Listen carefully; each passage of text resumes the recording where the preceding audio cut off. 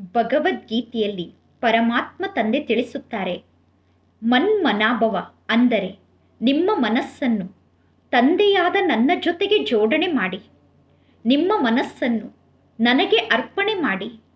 ನಿಮ್ಮ ಮನಸ್ಸನ್ನು ಪರಮಾತ್ಮ ತಂದೆಗೆ ಅರ್ಪಣೆ ಮಾಡಿದಾಗ ನಿಮ್ಮ ಮನಸ್ಸು ಸರ್ವ ಚಿಂತೆಯಿಂದ ಮುಕ್ತ ಆಗುತ್ತದೆ, ಮನಸ್ಸು ಹಗುರ ಆಗುತ್ತದೆ.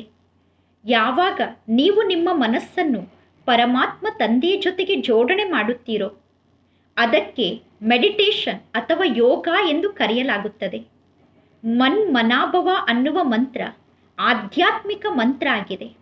ಮನಸ್ಸನ್ನು ಪರಮಾತ್ಮ ತಂದೆಯ ಜೊತೆಗೆ ಜೋಡಣೆ ಮಾಡಿದಾಗ ಪರಮಾತ್ಮ ತಂದೆಯ ಮೂಲಕ ನಮಗೆ ಅನಂತ ಶಕ್ತಿ ಪ್ರಾಪ್ತಿಯಾಗುತ್ತದೆ ಮತ್ತು ಅನಂತ ಪವಿತ್ರತೆ ಪ್ರಾಪ್ತಿಯಾಗುತ್ತದೆ. ಆಗ ನಾವು ಸರ್ವ ಪ್ರಕಾರದ ಚಿಂತೆಯಿಂದ ಮುಕ್ತ ಆಗುತ್ತೇವೆ.